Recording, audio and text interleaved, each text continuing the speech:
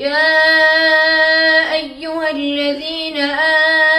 آمنوا كتب عليكم الصيام كما كتب على الذين من قبلكم لعلكم تتقون أياما معدودات فمن كان منكم مريضا أو على سفر فعدة من أيام أخر وعلى الذين يطيقونه فدية طعام مساكين فمن تطوع خيرا فهو خير له وأن تصوموا خير لكم إن كنتم تعلمون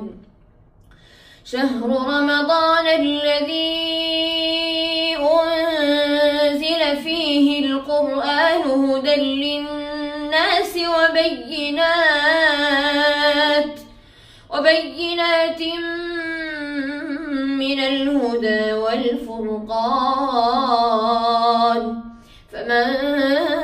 شهد منكم الشهر فليصمه ومن كان مريضا أو على سفر فعدة من أيام أخر يريد الله بكم اليسر ولا يريد بكم العسر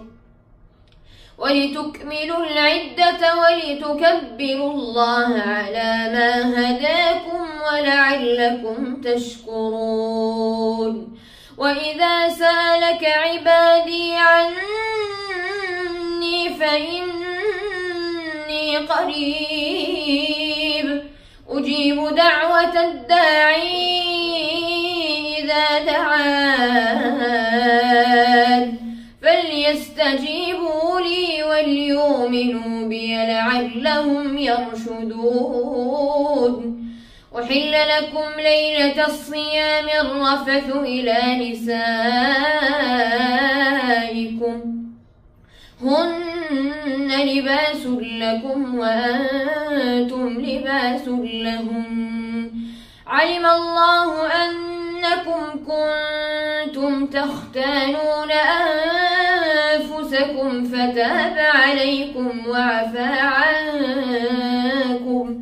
فالآن باشروهن وابتغوا ما كتب الله لكم وكلوا واشربوا حتى يتبين لكم الخيط الأبيض من الخيط الأسود من الفجر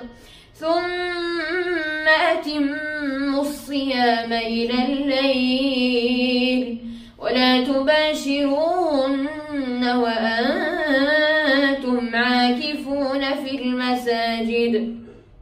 تلك حدود الله فلا تقربوها كذلك يبين الله آياته للناس لعلهم يتقون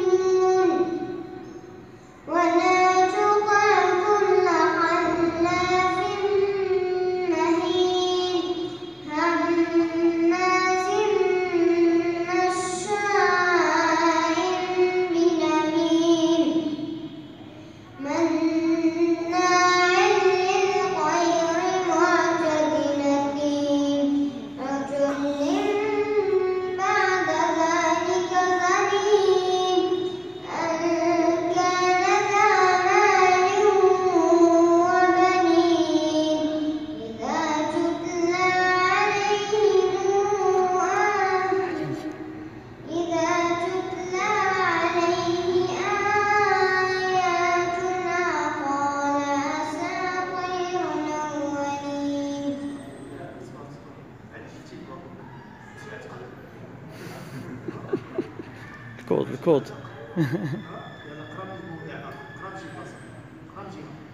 اقرأ الحاقة، اقرأ الحاقة. أعوذ بالله من الشيطان الرجيم. بسم الله الرحمن الرحيم.